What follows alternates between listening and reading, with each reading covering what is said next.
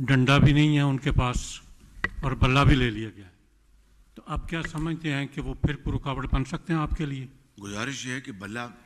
کیا میں نے لیا ہے یا نواز شریف نے لیا ہے؟ پوری قوم نے دیکھا، دنیا نے دیکھا، 10 گھنٹے وہ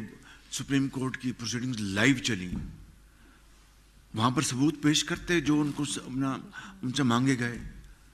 وہاں پر وہ تمام جو دلائل تھے وہ دیتے جو ان سے پوچھے گئے، وہاں پر ثبوت میں نے تو پیش نہیں کرنے تھے یا میاں نواز شریف نے تو پیش نہیں کرنے تھے، اور اگر وہ ان کو بلہ ملتا، اپنا شیر تو ہمارا چنا گیا تھا نا 2018 میں، آپ کو اس کا اچھی طرح علم ہے، لیکن آج اگر بلہ ان سے چھنا ہے تو ان سے پوچھیں آپ کہ آپ نے یہ، جب آپ کو کہا گیا 1 سال پہلے کہ آپ اپنے انٹرا پارٹی یا جو آپ کے اندر داخلی جو انتخابات وہ کروائیں، کیوں نہیں کروائے انہوں نے؟ کیوں نہیں الیکشن کمیشن کی ساری جو انہوں نے ضروریات پوری کی؟ بلہ اگر ہوتا تو ہم اپنا شیر بلے کا مقابلہ کرتا جس طرح ماضی میں کرتا رہا۔ اب اگر بلہ نہیں ہے ان کے اپنی غلطی کی وجہ سے، تو اس کے قصوروار ہم تو نہیں ہیں۔ 16 ماہ کی پی ڈی ایم حکومت تھی آپ کی، اس میں الزام یہ ہے کہ مہنگائی کا طوفان اس 16 ماہ میں زیادہ آیا۔ ایک تو سوال یہ ہے جی اس کا کیا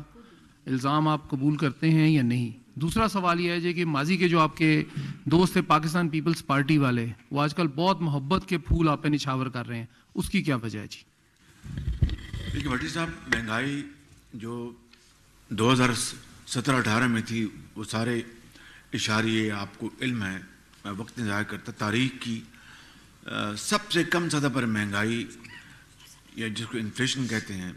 وہ نواز شریف کے دور میں تھی 3.5%۔ اس کے بعد جب 2018 میں ایک سازش کے ذریعے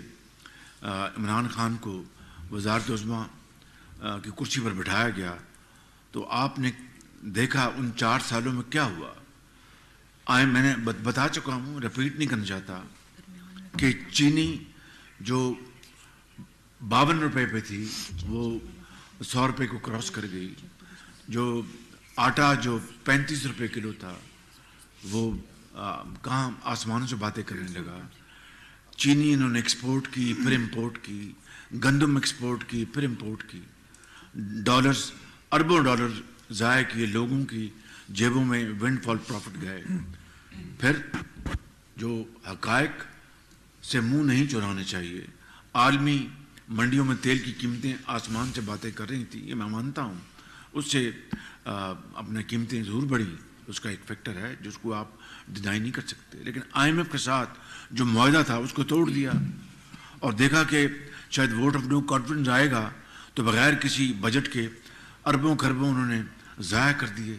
تو یہ جو مس مینجمنٹ تھی، جب ہم نے اقتدار سنبھالا اور 16 پارٹیز کی 13 پارٹی کی ایک کولیشن گورنمنٹ تھی، تو دن رات ہم نے کوششیں کی، سیلاب سے ہم نبرد آزما ہوئے،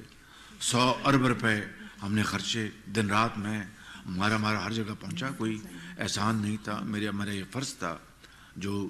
ایک ماضی کی بھی جب سیلاب آئے پنجاب میں تو آپ نے دیکھا میں ایک حقیر خدمت کرتا رہا، IMF کا تھا، مہنگائی کا تھا، یہ ایک بڑے بڑے چیلنجز تھے جس کو ہم نے فیس کیا۔ سفارتی تعلقات بری طرح مجروح ہو گئے تھے، فورن ایکسچینج ریزرو ہم نے کر لیتے، تو مہنگائی جو تھی بالکل میں اس سے انکاری نہیں ہوں، لیکن کیا یہ مہنگائی ہم جان بوجھ کر لے کے آئے؟ جو ماضی سے اس PTI کی حکومت سے ہمیں جو ورثے میں ملا، ہم نے بھرپور کوشش کی، جہاں پر اللہ تعالیٰ نے ہمیں کامیابی دی۔ میں نے آپ کو پھر کہا کہ اگر IMF کا معاہدہ نہ ہوتا، اس کی کڑی شرائط تھی کہ بجلی کی قیمتیں آپ کو بڑھانی پڑیں گی، آپ کو گیس کی قیمتیں بڑھانی پڑیں گی، اگر یہ ہم نہ مانتے تو معاہدہ نہ ہوتا، آج ملک کا شرازہ خدا نہ خواستہ بکھر گیا ہوتا معاشی لحاظ سے۔ تو میں سمجھتا ہوں کہ وہ اللہ تعالیٰ نے بڑا کرم کیا، میں اس بارے میں بالکل کلیئر ہوں۔ تو انشاءاللہ اگر اللہ تعالیٰ نے موقع دیا تو دیکھیں گے کہ نواز شریف کی لیڈرشپ میں وہی دور ترقی اور خوشحالی کا واپس آئے گا۔ اور جو پھولوں کی بات کی آپ نے، تو پھول جو ہیں پھول ہوتے ہیں،